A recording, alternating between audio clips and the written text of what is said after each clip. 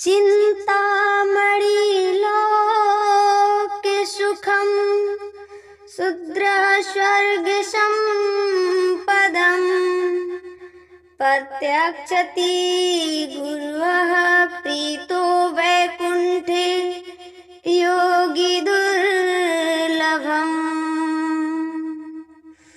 सुनो, चिंतामणि संसार का लौकिक सुख दे सकती है। स्वर्ग का कल्प वृक्ष संसार का सुख दे सकता है, पर गुरु के चरण में प्रेम हो गया तो गुरु की कृपा से भगवान मिल जाएंगे। ये तो भगवान के प्राप्त होने के बाद स्वर्ग और कल्प वृक्ष को छोड़ ही दो। स्वर्ग और कल्प वृक्ष को छोड़ ही दो। हमें तो इसके ऊपर साकेत गौलोक और भगवान के निज धाम वैकुंठ में प्रवेश कर जाएंगे। किसकी कृपा से? गुरु की कृपा से ये सब संभव है। इसलिए हमारे सनातन धर्म में गुरुओं की परंपरा चली आ रही है और चलती रहेगी। इसलिए हम सब सनातनियों के जीवन में गुरु का होना आवश्यक ही नहीं, परम आवश्यक है।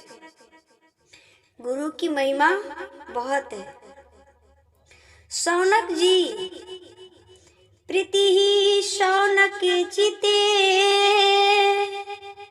त्यतो वचनम विचार्य च सर्वसिद्धांतम अनिष्पापम संसारम भयनाशनम। मैं तुम्हें सभी शास्त्रों का अवसार सुनाती हूँ। ऐसा सूत जी ने शौनकादि ऋषियों से कहा। श्रीमद् भागवतम शास्त्रम कलऊ कीर्णे भाषितम। केवल भागवत ही ऐसा शास्त्र है, ऐसा पुराण है, ऐसा वेद है। भागवत पांचवा वेद है, तो भागवत ऐसा वेद है, ऐसा शास्त्र है, ऐसा पुराण है जो आपको भव सागर से पार लगा देगा। इस काल में, युग में केवल यही एक नाव है, नौका है, जिस पर सवार होकर भवसागर पार जाया जा सकता है। नहीं तो इस कलयुग में दूसरा कोई साधन नहीं है। अन्य पुराणों को पुराण कहा गया है, पर भागवत को पुराण नहीं, महापुराण कहा गया है। क्यों?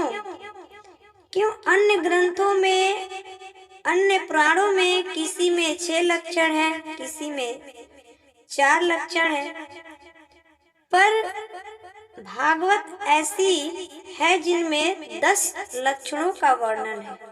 भागवत जी ऐसी है जिसमें 10 लक्षणों का वर्णन है।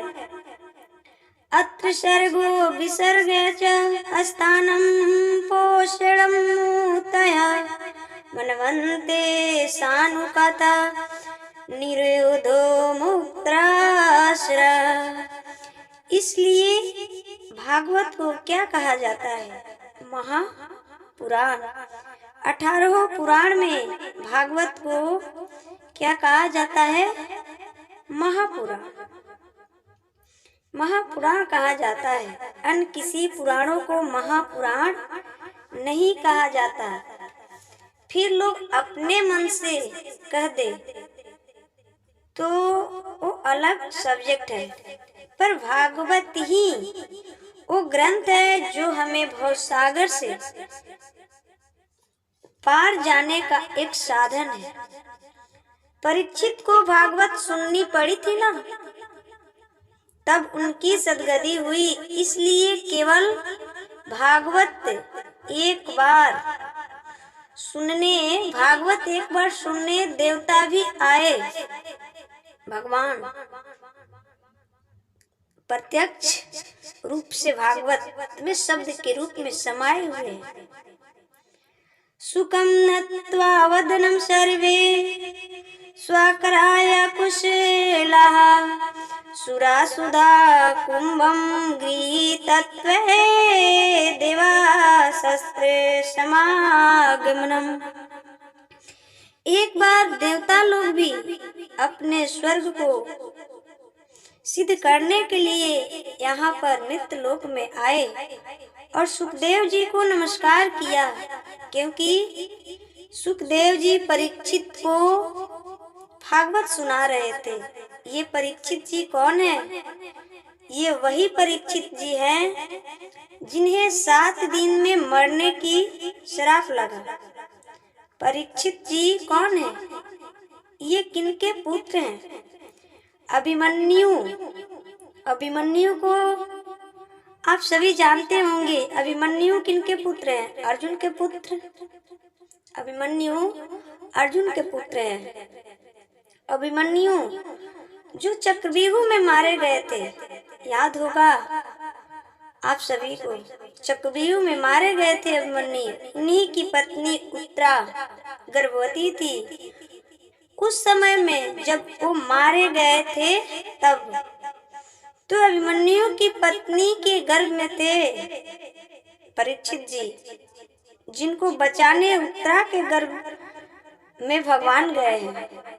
उत्तरा के गर्भ के नष्ट करने के लिए अस्थामा ने ब्रह्मास्त्र छोड़ दिया था। अस्थामा कौन?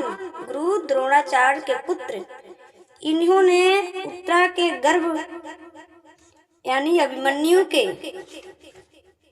बच्चे को मारने के लिए ब्रह्मास्त्र चला दिया। तब उत्तरा माँ दौड़कर भगवान की शरण में आई और कहा, देखिए उत्तरा माँ इधर उधर कहीं नहीं गई, सीधे श्री भगवान के शरण में आई और कहा कि पाही पाही महायोगन, हे नाथ मेरी रक्षा करो। बच्चे ने तो अभी जन्म नहीं लिया और आप देखो ना, अब ये मारने के लिए इन्होंने अस्थामा जी ने ब्रह्मास्त्र छोड़ दिया। अस्थामा जी ने ब्रह्मास्त्र छोड़ दिया।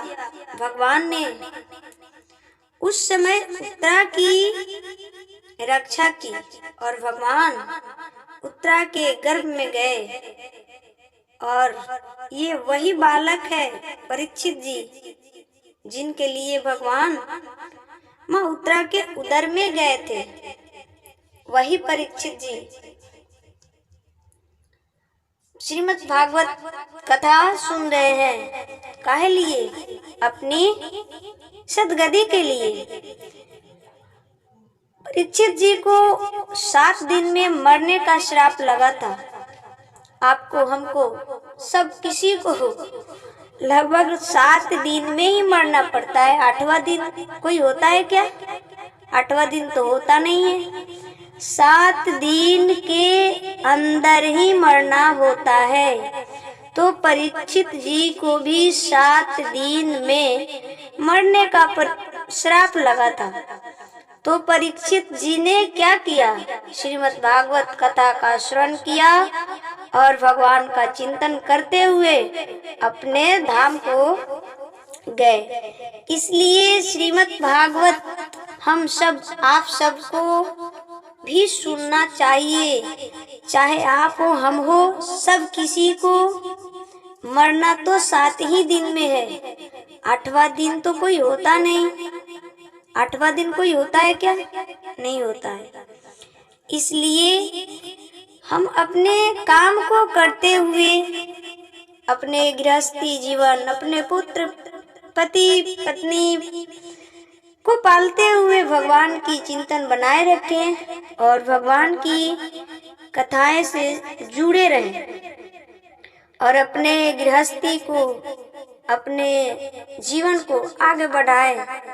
सब किसी का मृत्यु 7 दिन के अंदर ही होता है। 8वां दिन कोई नहीं होता है। 8वां दिन यदि कोई होता हो तो आप सभी हमें कमेंट में अवश्य बताइएगा कि क्या